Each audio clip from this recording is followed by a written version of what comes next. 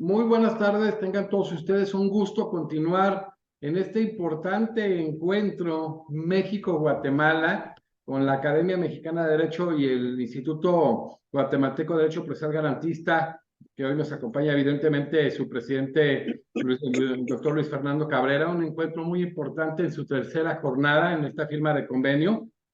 Y bueno, primero Luis, de nuevo le damos la bienvenida a todo nuestro auditorio que ha estado muy atento de esta serie de conferencias binacionales. Sí, muy buenas tardes a todos. Saludos desde Guatemala a todos nuestros hermanos mexicanos y también saludo a nuestros hermanos guatemaltecos quienes se enlazan una vez más para continuar con la programación y con las exposiciones que estamos realizando en este Congreso de Derecho Procesal México-Guatemala. Un placer volverlos a saludar y qué bueno que podemos tener este círculo para compartir experiencias y conocimientos. Gracias. Y bueno, vamos avanzando, que van a ser dos mujeres talentosísimas de nuestros países. Evidentemente, Lorena Alonso Ortiz por parte de Guatemala, quien es una persona de una gran capacidad y un elemento básico del capítulo guatemalteco, del Instituto Guatemalteco y del capítulo Guatemala, que preside del Instituto Panamericano de Derecho Procesal, y una de nuestros gran vicepresidentes, la magistrada Gregoria Hortensia Castellano Chávez, quien es vicepresidenta de la Academia y es magistrada de la Sala Constitucional muy prestigiosa del Supremo Tribunal de Justicia de Oaxaca. Entonces, vamos a iniciar hoy con nuestra querida amiga Alba Lorena Alonso Ortiz, de Guatemala. La vamos a presentar a ella en un tema sumamente importante, media hora de conferencia ella, media hora la magistrada Hortensia.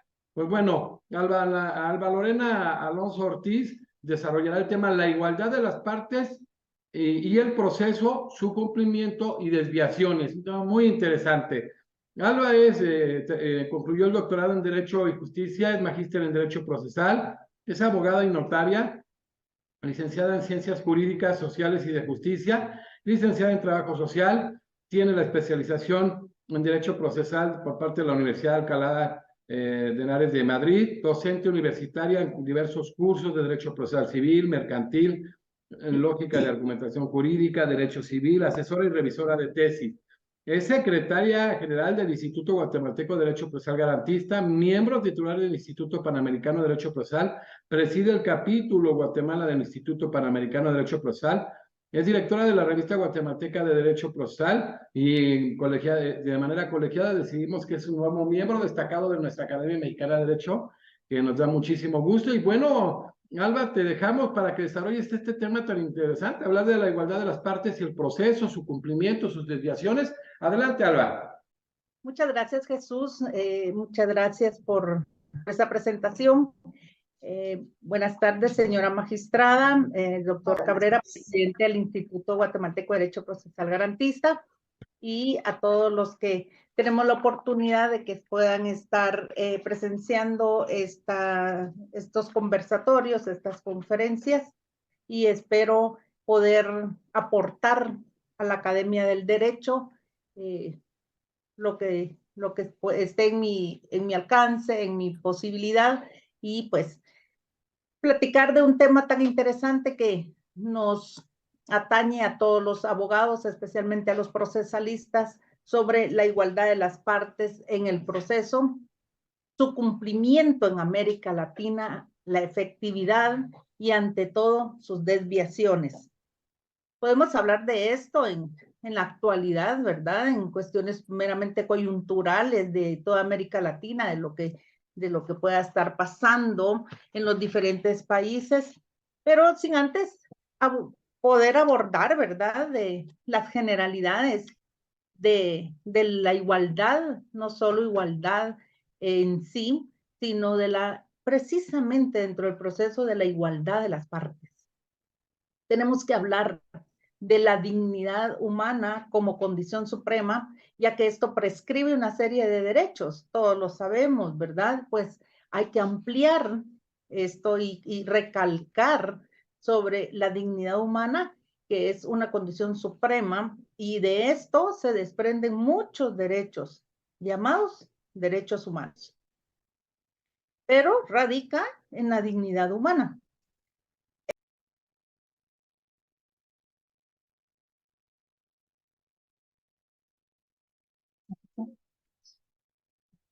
Perdón, Alba, su micrófono se puso mute. Alba, se te fue el audio, hay que retomarlo. Perdón, no sé por dónde me quedé. ¿Ahora sí me escuchan? Sí, es correcto. ¿Me pueden escuchar?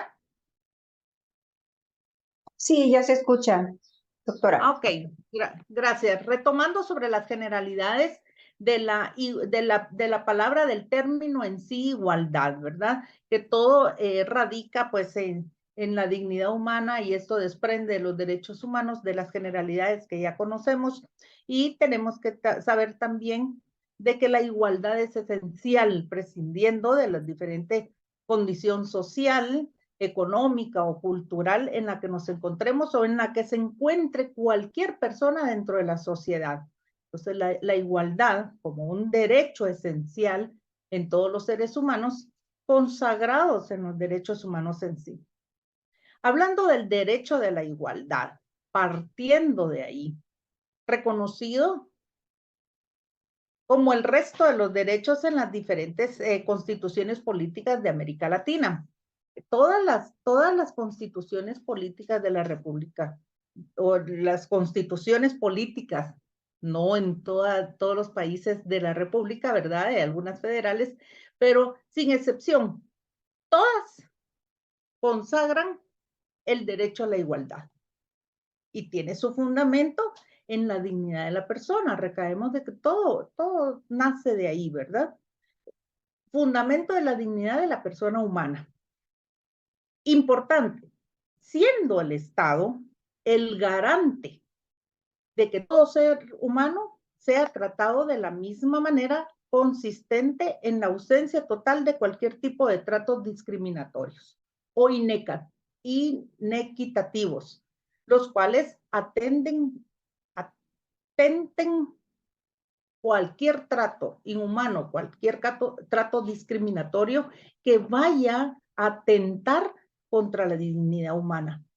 Debe de ser, en el ser y en el deber ser, el Estado el garante de la igualdad, el derecho a la igualdad. Respecto a ello, el derecho a la igualdad pues atañe al estudio de diferentes áreas del derecho. Muchas veces en nuestros primeros años pasamos como que muy rápido estos principios, estos derechos, estos principios jurídicos, que luego ya entramos a verlos como derechos y los pasamos muy rápido y no vemos en la forma que se puedan abordar y poder comprender el por qué nacen estos derechos y principios también jurídicos, y luego principios procesales, ¿verdad? La incidencia de los derechos humanos, por muchos motivos, ya que el derecho a tener un trato igual, son diferentes manifestaciones que están protegidas en la mayoría de las constituciones contemporáneas y en toda América Latina, como dijimos ya. Ahora, la igualdad como conceptualización, esto es bien importante poderlo abordar, porque siempre vemos las definiciones, siempre vemos las conceptualizaciones. Importante es, y que se puede señalar con la igualdad, una conceptualización elusiva, ya que frecuentemente está llena de implicaciones partidistas y dañadas por posicionamientos ideológicos. ¿Qué es lo que pasa en América Latina? Los pensamientos ideológicos. Y esto, como conceptualización de la igualdad, viene a quebrantarse. Esto hace mucho daño en cualquier sociedad, en cualquier estado, y ante todo, en los pensamientos de los administradores de justicia por los posicionamientos ideológicos. Ya que se puede ver que en lo que en la actualidad se conoce como izquierda política, bien lo dice Norberto Bobbio, ¿verdad? Recordando los vínculos entre la igualdad y la izquierda, en su gran obra de 1998, esta izquierda política. Sin embargo, desde los inicios del pensamiento constitucional, del principio de igualdad, como ya lo hemos platicado, que son preceptos constitucionales, ha sido y sigue siendo un principal eje. Y siendo un derecho principal en el ámbito de la sociedad, en el ámbito del desarrollo, en el desempeño, en el diario vivir del ser humano, ya que esto también se puede encontrar plasmado en la Declaración de los Derechos del Hombre y el Ciudadano de 1789. Desde ahí está consagrado el derecho a la igualdad. Entonces, no es algo que se desconozca, es algo que se ha tergiversado por estos pensamientos equívocos de dirigentes, tanto estatales como de administración de justicia. Y literalmente está consagrado en la Declaración de Derechos del Hombre y el Ciudadano de 1789 de la siguiente manera. Los hombres nacen y permanecen libres e iguales en derechos. Las distinciones sociales solo pueden fundarse en la utilidad común. Si nos sentamos a analizar y si nos sentamos a meditar, si nos sentamos a escudriñar lo que desde 1789 está consagrado en la Declaración de Derechos del Hombre y del Ciudadano, vemos que solo pueden fundarse en una utilidad común. Entonces, cero discriminación, cero individualismo, cero intereses en poder tratar de manera diferente a los seres humanos. Esto en una forma general. Sin embargo, no podemos entrar a la igualdad como principio procesal, como principio de bilateralidad, de oportunidad en audiencia, sin antes ver las generalidades del derecho de igualdad. Como se platicaba, hay que ver la igualdad desde diferentes puntos de vista.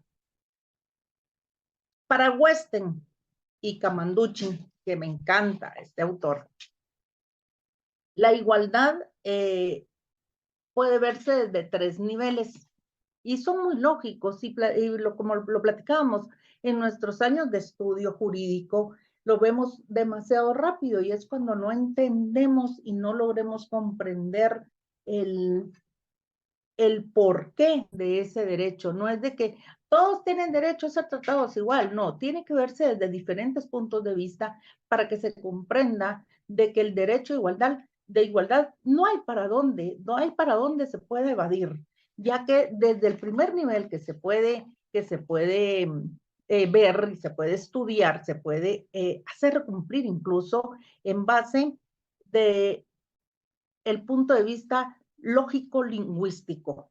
Simplemente ver el significado del vocablo igualdad. Luego, en otro nivel, el nivel filosófico-político. Encontrar la justificación del...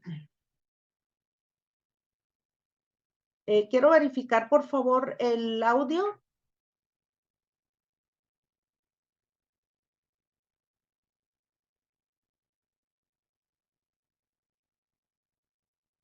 Sí, se escucha, ¿no? ¿Sí? Sí se escucha, no pares, Aldita. Adelante. Bien, gracias. Es que está bien, gracias.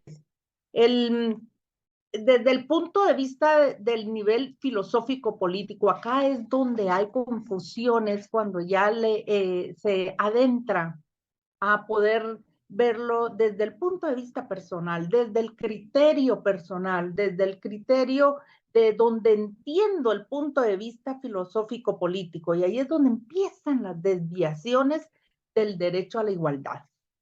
Ahora, encontrar la justificación de la igualdad como valor a proteger en los distintos tipos de igualdad, esto lo acuña Ronald Dworkin en su obra, en su gran obra, que también es muy recomendada.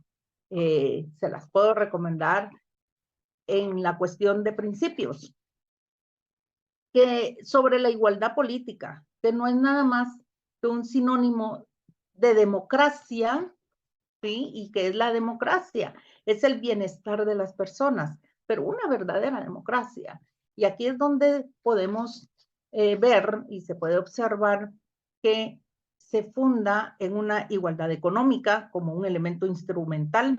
Importante hacer la distinción sobre la igualdad material para el entendimiento jurídico de la igualdad. Esto en pincelazos sobre el nivel filosófico político que se debe y se puede ver la igualdad. Ahora, desde el punto de vista del nivel del nivel jurídico, que es el que nos debe comprometer a adentrarnos a estudiarlo un poquito más y a conocerlo un poquito más, se centra en darle respuesta a la pregunta, ¿cómo lograr la igualdad? Aquí nos vamos también, ¿verdad? En aquella pregunta, ¿qué es la justicia? Y entonces viene la subjetividad de criterios, la subjetividad de conceptualizaciones, que con todo respeto, y así debe de ser, y el derecho a la igualdad también, ¿verdad? El respeto al criterio de diferentes personas, basados en el principio de igualdad, al estar preceptuado en las normas constitucionales, no debe justificarse como valor, sino como la forma de aplicarlo y hacerlo valer. Porque como valor entra ya el aspecto subjetivo, ¿verdad? Y el respeto a los criterios de pensamiento y a los pensamientos críticos que debemos de tener, y hacia ese punto nosotros los docentes debemos de enfocar el alcanzar esas competencias, esa competencia principal sobre fomentar el criterio, fomentar el pensamiento crítico del estudiante para que ese profesional del derecho el día del mañana sea un profesional de respeto por su pensamiento crítico. Sí, y solo sí, bajo el principio de, regresando al tema de la igualdad, de que nos debe de interesar y nos debe de preocupar, nos debemos de enfocar en cómo aplicarlo y hacerlo valer. Ya que siendo una garantía constitucional en base a los derechos fundamentales de la persona, entonces, desde este punto de vista, ya en el nivel jurídico, dentro de las modalidades jurídicas del principio de igualdad, podemos observar 4. Diferentes teóricos acuñan, establecen y pueden sugerir diferentes modalidades jurídicas de ver y de abordar el principio de igualdad. Si vamos en cascada, la conceptualización de la igualdad, luego los niveles de que se puede abordar la igualdad, y ahora aterrizamos ya como principio la igualdad por estar consagrado en las diferentes normas constitucionales y por ende convertirse en una garantía, en un derecho constitucional. Y por supuesto, como un derecho humano. El principio de igualdad en sentido estricto, ¿verdad? Lex tu lex, lex dura lex. Lo que está consagrado, ¿verdad? Constitucionalmente es de forma estricta. El principio de igualdad, como viéndolo desde un mandato de no discriminación, esto nos lo establece también muy claramente el artículo 2 de la Declaración Universal de los Derechos del Hombre en 1948. La otra modalidad importante también y de mucha boga, ¿verdad? El principio de igualdad entre el hombre y la mujer. Sin entrar a fondo, sin entrar a detalles, porque ya serían otros temas de conversación, pero como principio de igualdad entre el hombre y la mujer. Estamos desde el nivel de punto de vista jurídico de cómo abordar la igualdad. El principio de igualdad sustancial no es nada más. Y muy importante, que el mandato para los poderes públicos para cumplir la igualdad. Entonces ahí vamos ya llegando y adentrándonos a lo que queremos aterrizar, que el principio de igualdad viene a ser un mandato, ¿sí? Un mandato para los poderes públicos para poderse garantizar, para poderse cumplir la igualdad. Y aquí es donde el Estado es garante para el cumplimiento de igualdad. Bueno, podemos platicar un momentito muy rápidamente sobre el principio de igualdad constitucional en la piedra, como piedra angular del constitucionalismo moderno. Aquí también muchas brechas para poder platicar sobre el constitucionalismo moderno, ya que ha venido en evolución, ¿verdad? Y esto lo podemos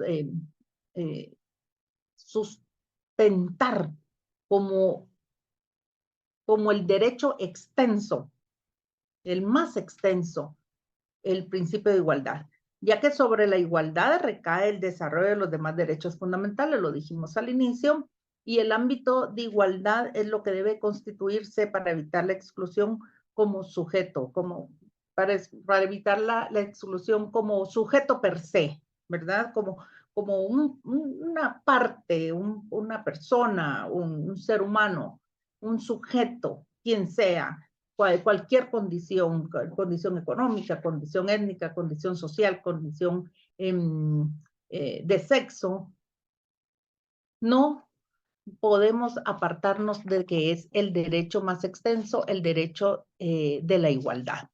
Luego desprendemos ya de que la igualdad en la aplicación de la ley, ya nos vamos ya centrando a la cuestión jurídica, a la cuestión procesal, que esto no debe de ser no solo en contenido de las normas, no basta con estar contenido en las normas.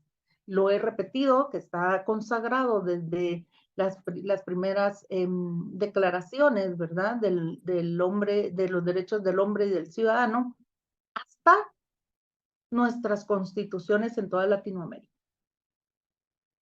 No basta con estar consagradas en las normas, bien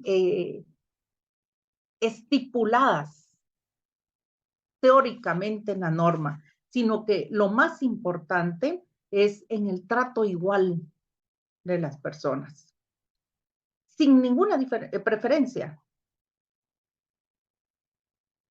Entre los órganos administrativos y jurisdiccionales principalmente, deben de ser responsables de velar porque no haya un trato diferente entre personas. Ninguno, independiente de la condición que sea, ya sea la condición de acusado, ya sea la condición de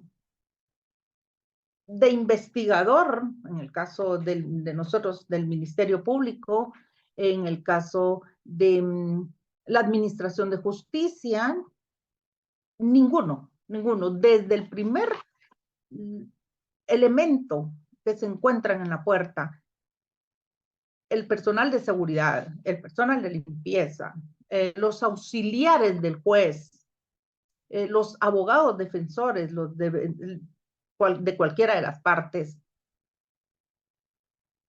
y ante todo, por el juzgador, que es quien debe de dar el ejemplo, porque es el que representa al Estado en la administración de justicia ante la facultad y ante la potestad que el Estado y ante toda la Constitución le da, pues él es el que debe dar el ejemplo a que no exista ningún trato desigual dentro de un proceso en sí.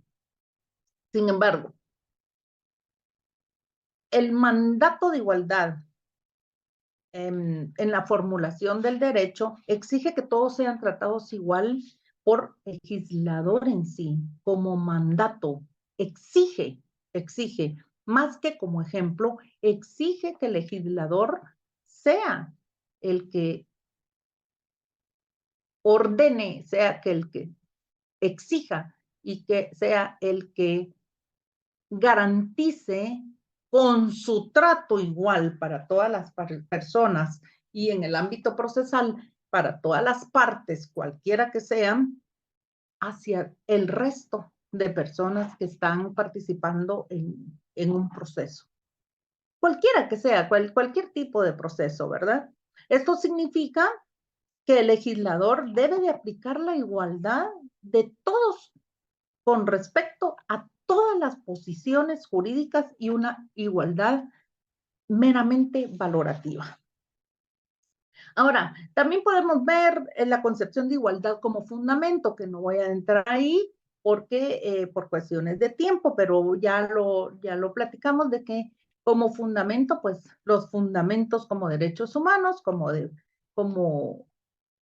derechos constitucionales y también lo acuña todos los doctrinarios. Ferraioli lo establece y lo explica muy claramente, donde define la igualdad jurídica como la igualdad, titularidad de situaciones jurídicas. Igualdad es derecho de igualdad, la igual de titularidad en situaciones jurídicas. Desde los derechos fundamentales hasta las prohibiciones penales. Muy bien claro está. Muy bien. Ahora, también quiero hacer mención sobre algo que menciona, que nos aporta Ronald Dworkin en esa misma obra, en la cuestión de principios. Es un valioso aporte doctrinario importante de analizar. Él enuncia principios y valores, combinando los principios como directrices y al mismo tiempo como un valor de derecho y la moral. Entonces, la igualdad, viéndolo como principio, es una directriz a cumplirse en ese valor a la dignidad humana. No es nada más el derecho de igualdad porque está regulado en las normas jurídicas de determinado país. No, lo debemos de combinar, muy bien lo dice Dworkin, en principios y valores, viendo el principio como directriz. Bueno, ¿cómo lo ven? ¿Desde qué punto de vista lo ven los positivistas? Las directrices políticas y otros tipos de pautas, ¿verdad? Que es una forma, se puede decir una forma clásica que hay que tratar a lo igual por igual y lo desigual por desigual, desde el punto de vista positivista, ¿verdad? Ahora, también debemos de ver algunas nociones importantes sobre el derecho a igualdad. Y ante todo, en el derecho a igualdad y su cumplimiento en el derecho procesal. Y vemos cuáles son las desviaciones que pueden estar afectando el no cumplimiento de ese derecho, de ese principio, de ese valor del derecho a la igualdad. La igualdad como en la ley, que es la norma, la igualdad ante la ley, que es la aplicación, igualdad por la ley, que el Estado corrige las desigualdades de hecho por a través de la ley. Esto es en el deber ser, ¿verdad? Viéndolo desde los puntos de nociones importantes sobre el derecho de igualdad.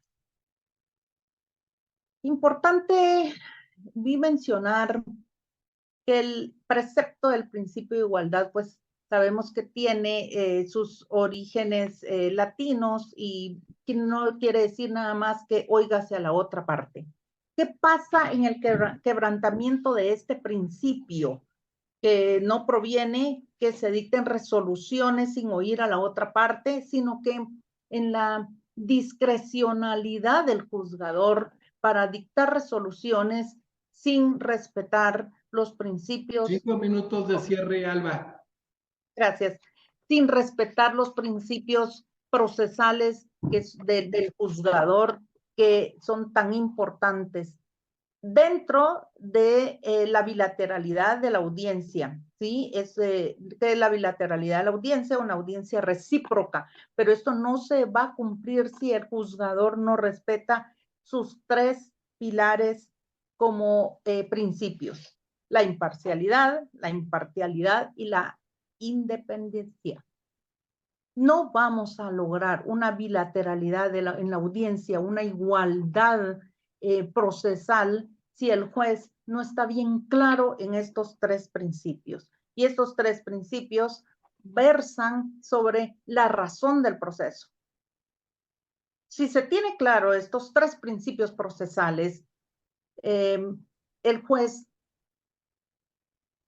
y por ende las partes procesales van a hacer cumplir el derecho a la igualdad y su cumplimiento procesal.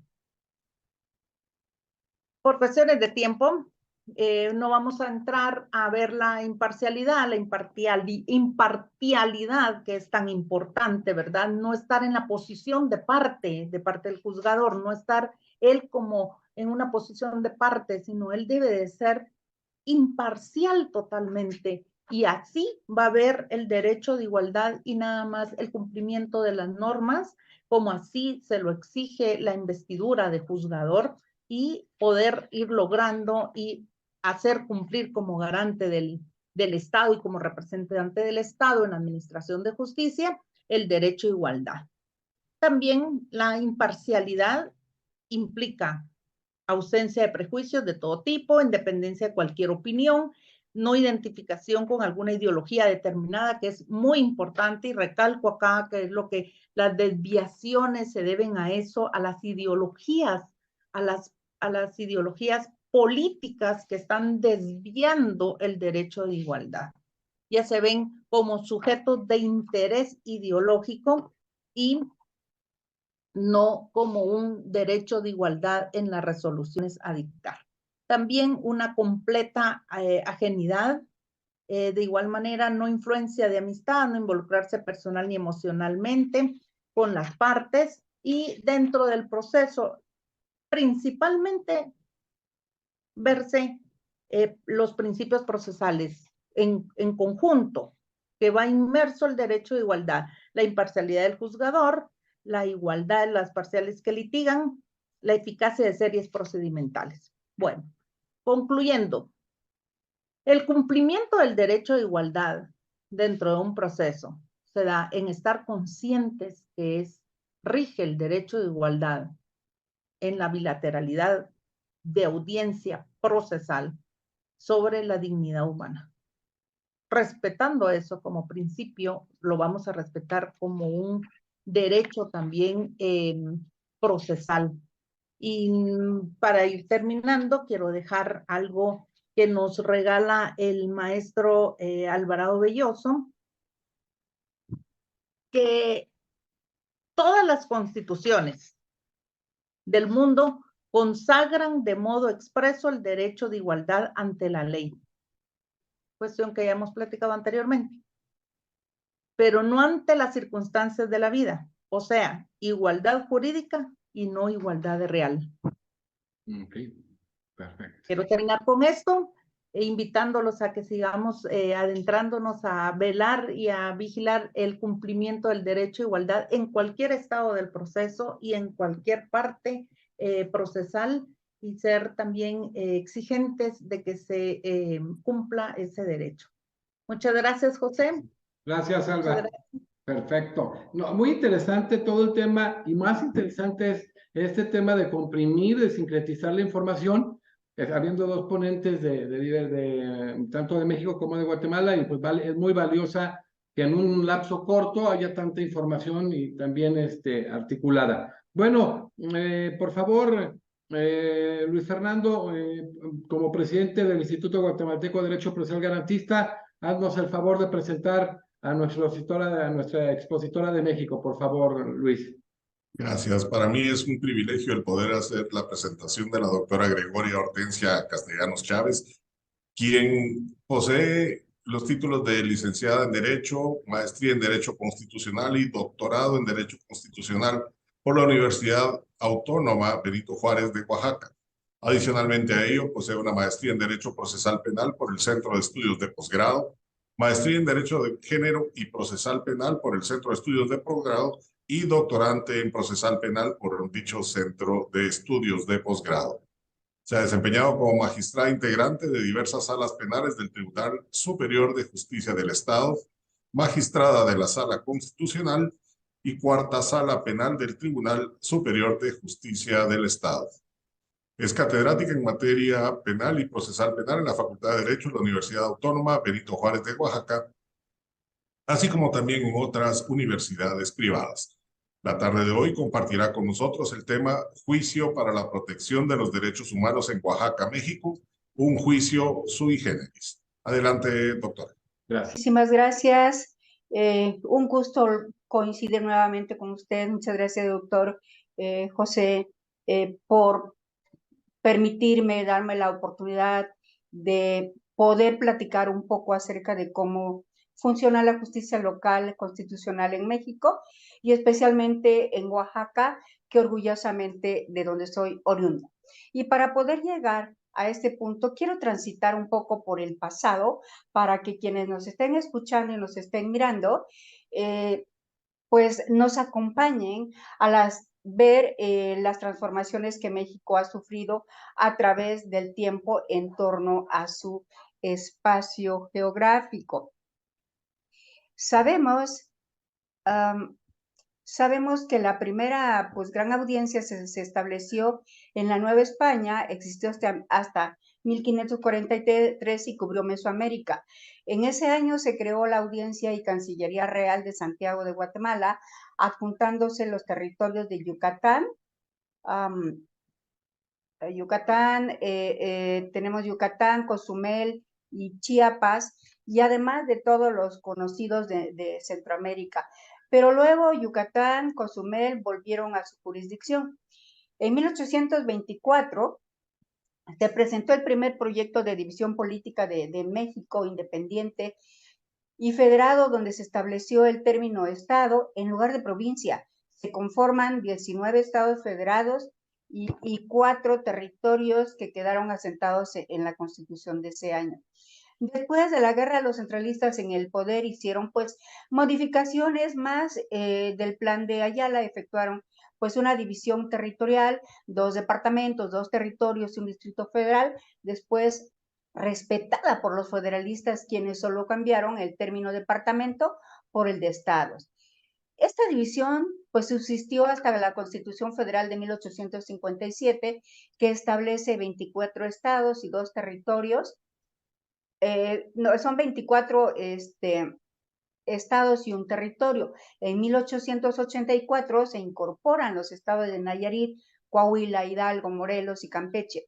Y en 1902 se asumió el territorio de Quintana Roo.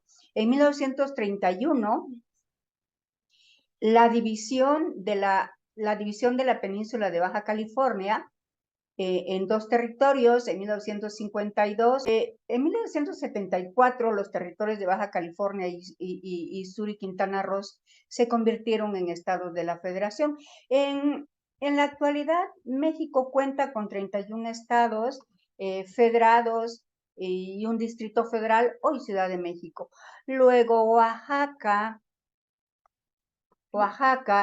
es un estado que pertenece a la República Mexicana y, dicho sea de paso, en materia de justicia ha sido punta de lanza en varias reformas.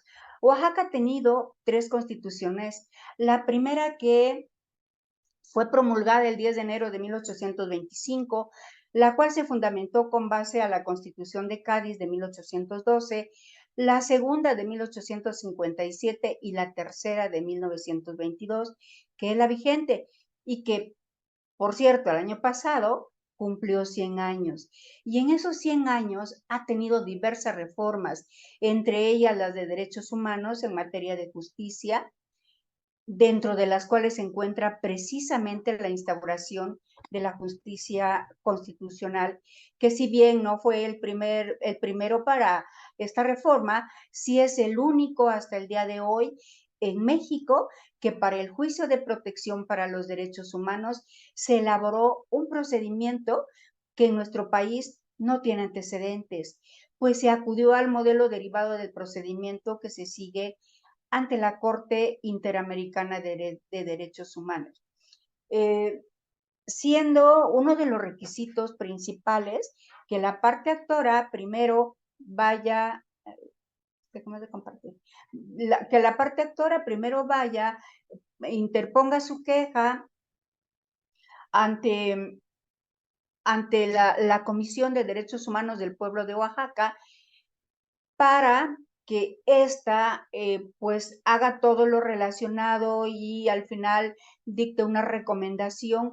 Con esta recomendación hace todo lo que sea de su parte lo posible para poder dar cumplimiento a esa recomendación, pero si no es así, entonces ante ese incumplimiento puede conocer la sala, si así lo desea la parte actora.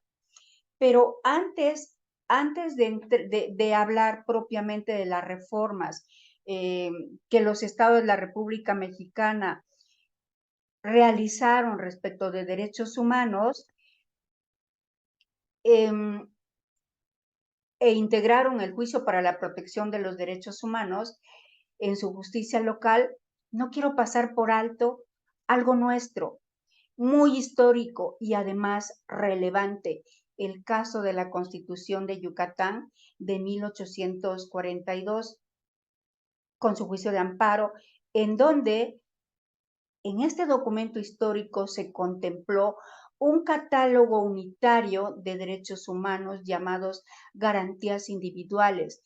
En las 9 fracciones que contenía el artículo 62, denominación que se acogió desde la Constitución Federal de 1857 y en la actual de 1917.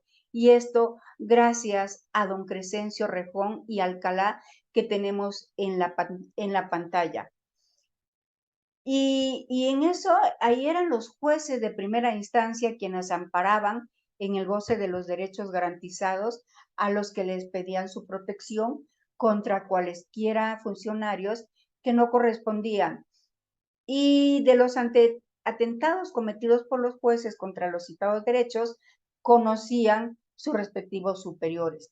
De esta forma, entonces, se estableció un sistema de control de la constitucionalidad de las leyes y actos de autoridad. Hago mención de esto porque sabemos que en el año 2000 fue el parteaguas para la instauración de la justicia constitucional de las entidades de la República Mexicana, pues en donde se establecieron medios de control y que precisamente fue Veracruz el primero que trajo como consecuencia una de sus innovaciones, pues la más relevante en la instauración de un conjunto de instrumentos destinados a la garantía constitucional. Veracruz en el 2000, Tlaxcala en el 2001, Coahuila 2001, Guanajuato 2001, Chiapas 2000, Quintana Roo 2003, Estado de México 2004, Nuevo León 2004, Querétaro 2000 y Oaxaca pues se suma a esta reforma constitucional en materia de derechos humanos y por decreto número 397 de fecha 15 de abril del 2011 realiza importantes reformas en el que se adicionan y derogan diversas disposiciones de la Constitución Política del Estado Libre y Soberano de Oaxaca, entre ellas la inclusión a un apartado B al artículo 106 de su Constitución, mediante el cual se crea la Sala Constitucional del Tribunal Superior de Justicia de nuestro Estado, dotándola de competencia para conocer y, en su caso, resolver diversos mecanismos de control constitucional estadual, como por ejemplo, tiene las controversias constitucionales, las acciones de inconstitucionalidad, peticiones formuladas por los demás tribunales y jueces del Estado cuando tengan pues dudas sobre la constitucionalidad de una ley local, las peticiones formuladas por el gobernador del Estado, por el 30% de los diputados que integran la legislatura local, o por los órganos autónomos en el ámbito de sus respectivas competencias sobre la constitucionalidad de un proyecto de ley o decreto aprobado por el Congreso previo a su promulgación y publicación. Y de ahí también, desde luego, está el juicio para la protección de los derechos humanos, siendo entonces que este juicio lo instruye la sala y también lo resuelve, mientras que en los demás lo instruye la sala y es el pleno del tribunal quien resuelve. Esta sala constitucional fue instalada formalmente el 3 de octubre del año 2013. Se integró por 3 magistrados que pertenecen al Pleno del Tribunal Superior de Justicia y donde me honro haber formado parte de la misma desde su inicio hasta la actualidad. Esta sala quedó estructurada de la siguiente manera. Les paso aquí, esta sala queda así. Por aquí tenemos una foto donde se está tomando la protesta a los magistrados en el momento de que se instaló esta sala para quedar una foto donde se instala la sala del Tribunal Superior de Justicia y entonces se instala y queda de la siguiente manera. Cada magistrado tiene cada uno de ellos un proyectista o secretario de estudio y cuenta, como se le denomina. Uno de estos magistrados es el presidente de la sala. Hay un secretario de acuerdos, una oficialía de partes, un actuario y se tenía una pequeña biblioteca. La oficialía de partes, el secretario de acuerdos es el que recibe la correspondencia y verifica que la demanda pues venga con sus respectivas copias para el correspondiente traslado y emplazamiento, pues que vengan firmadas, que estén en tiempo. En caso de que faltara algo, tiene que requerir a la parte a efecto de que requisite lo que falta. El secretario da cuenta al presidente de la sala para continuar con ello. Posteriormente, se da todo el procedimiento. Posteriormente, cuando ya se termina el procedimiento, se pasa a turno con alguno de los magistrados a quien le toque para resolución. Bien, con motivo de la instauración de la justicia constitucional, las diferentes entidades federativas de la República incluyeron en sus reformas correspondientes el juicio para la protección de los derechos humanos. Pero el trámite que aquellos estados le dan al juicio de protección de los derechos humanos es similar al amparo. Por eso muchos autores le denominan el amparito. Por ejemplo, en Veracruz, el juicio de protección de los derechos humanos se promueve ante los jueces de primera instancia del ramo civil o mixtos de los distritos judiciales del estado, con excepción de los de Jalapa para sustanciar la instrucción. Esto es, desde la admisión de la demanda hasta la instrucción, queda hasta la recepción de los alegatos que formulan las partes para dejar el juicio en estado de sentencia. Y entonces la Sala Constitucional es competente únicamente para dictar sentencia. El juicio es sumario y de una sola instancia.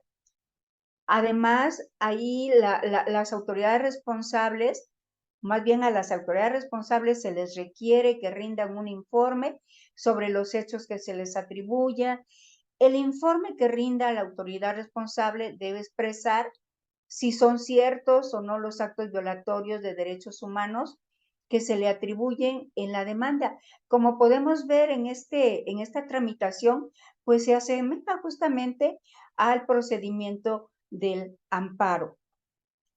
En Oaxaca no sucede esto. En Oaxaca este juicio procede por incumplimiento de las recomendaciones emitidas por la Defensoría de los Derechos Humanos del pueblo de Oaxaca.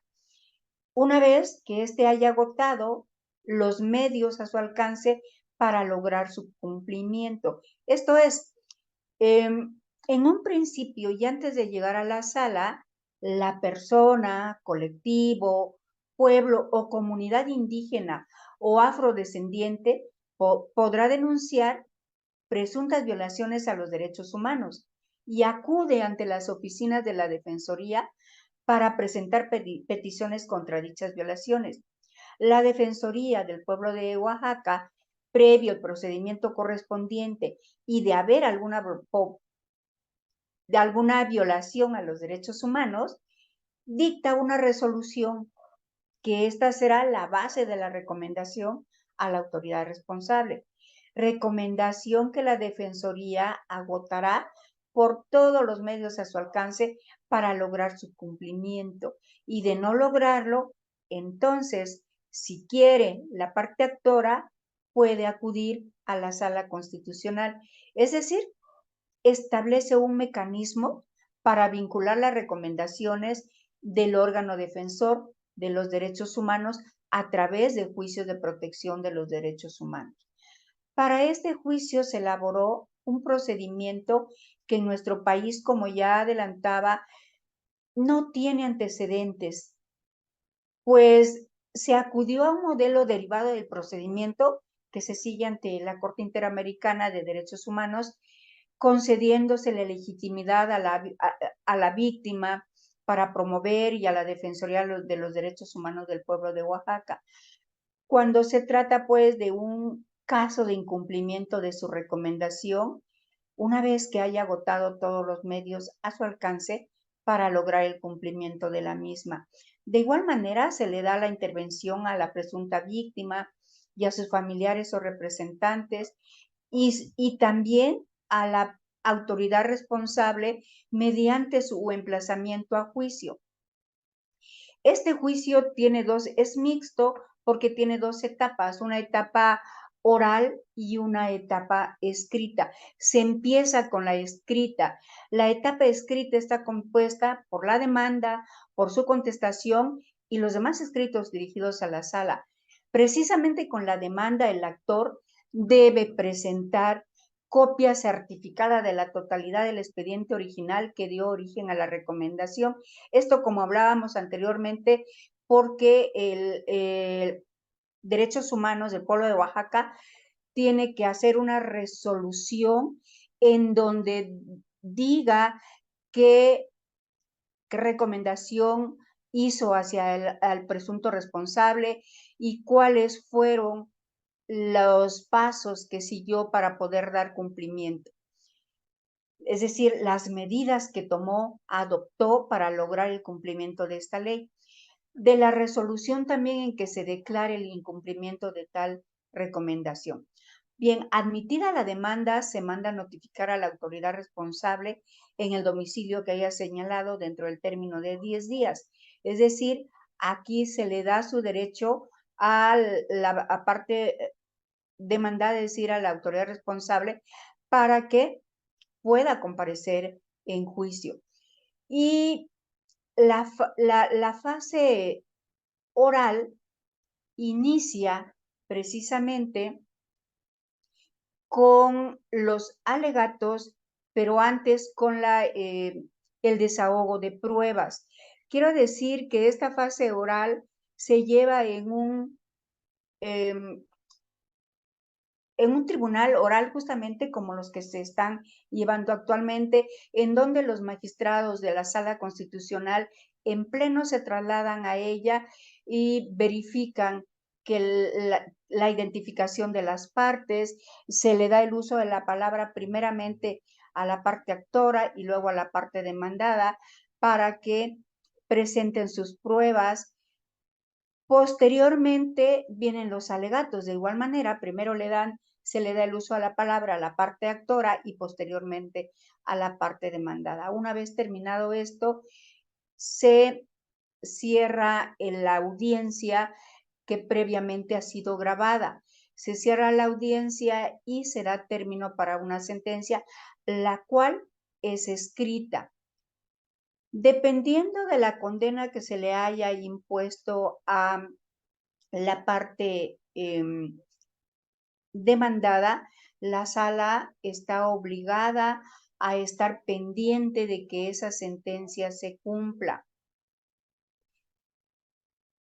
Si las partes comunican a la sala que han llegado a un acuerdo sobre el cumplimiento de la sentencia de fondo, se verificará que dicho acuerdo sea conforme con la Constitución y los tratados internacionales sobre derechos humanos.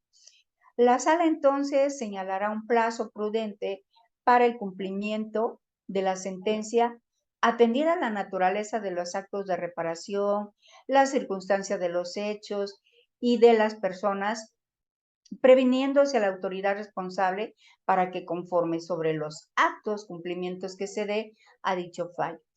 Cuando la sala considera pertinente, podrá convocar a las partes a una audiencia de supervisión sobre el cumplimiento de sus decisiones.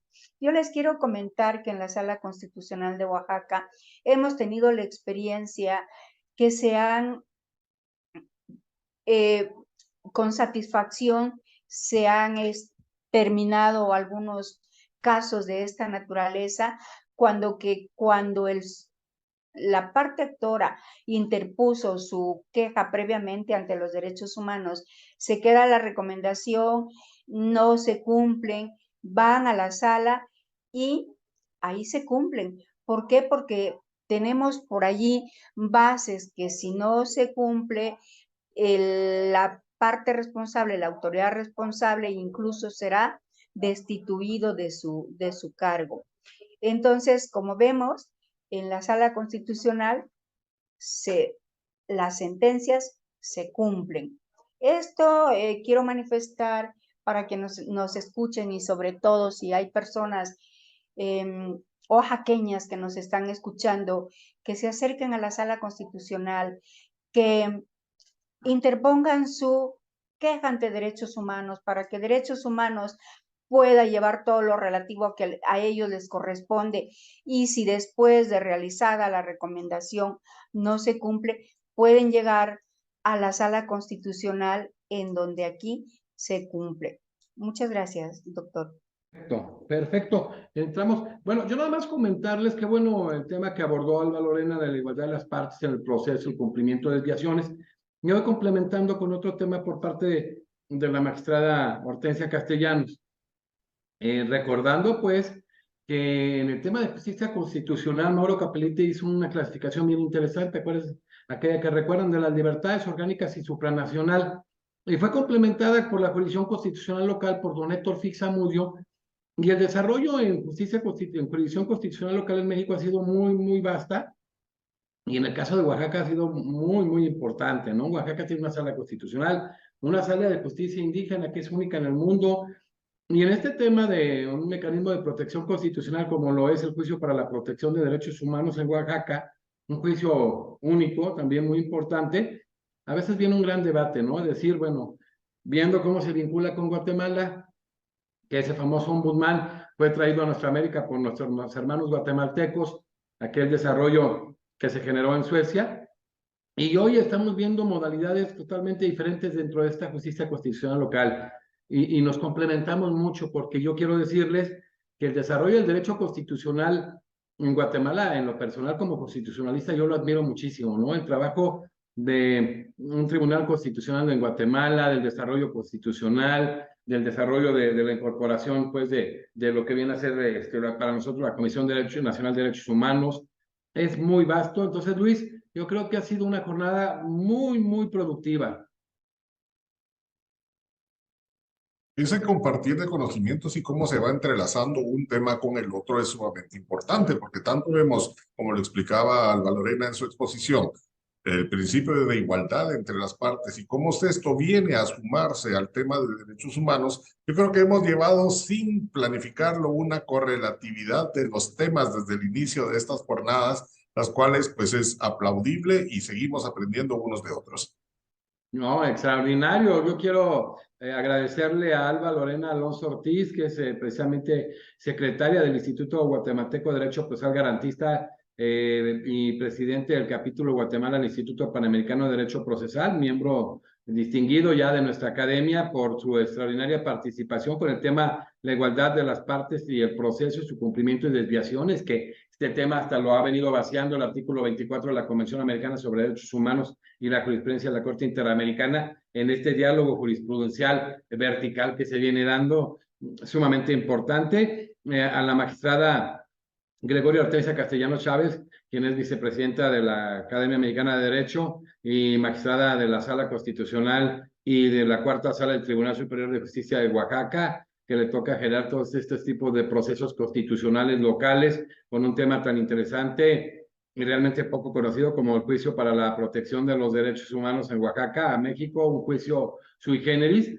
Y agradecer a mi querido amigo, homólogo, presidente precisamente del Instituto Guatemalteco de Derecho Procesal Garantista, mi querido amigo el doctor Luis Fernando Cabrera, que hemos hecho una gran sinergia con todos los integrantes de nuestras estructuras en este Congreso Binacional. Ahí viene la revista internacional de la Academia junto con el Instituto, con la Universidad Autónoma de San Luis Potosí, con motivo de sus 100 años de autonomía universitaria, con un tema a nivel internacional, con parte de los mejores expositores en esta cuestión de la autonomía procesal, de la autonomía universitaria tan importante.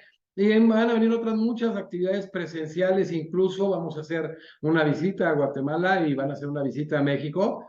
Vamos a hermanarnos y vamos a generar un congreso internacional Europa-América de la mano con el instituto. Quiero decirles que tengo una gran aprecio por algo. Obviamente la magistrada Hortensia es, como dicen, una amiga entrañable, y que Luis es también mi hermano. Luis le tengo un gran cariño desde que nos hemos conocido, hemos tenido una gran empatía y vamos a seguir trabajando de la mano la Academia Mexicana de Derecho y el prestigioso Instituto Guatemalteco de Derecho Procesal Garantista. Muchísimas gracias a todos, Luis. Pues yo creo que despedimos esta jornada con dos extraordinarias expositoras, un lujo para la Academia y para el Instituto. Y pues no queda más que decirles que nos vemos en la cuarta de quinto de 5 jornadas muy importantes, donde se sincretizan durante 30 minutos un expositor de Guatemala y uno de México, temas muy trascendentes, y se condensa de una manera increíble con una capacidad enorme intelectual por parte de los expositores, conocimientos muy vastos en las materias. Un placer nuevamente poderlos saludar y esperamos verlos en la próxima semana en la continuidad de nuestras actividades del Congreso Procesal México-Guatemala. Tengan todos ustedes muy buenas noches y gracias a nuestros expositores. Y a ti, Jesús, un cordial saludo desde Guatemala. Gracias, despedimos esta tercera jornada de 5 entre la Academia Mexicana de Derecho y el Instituto Guatemalteco de Derecho Procesal Garantista. Pues nos vemos la siguiente semana. Gracias a todos. Muchas gracias. Buenas noches.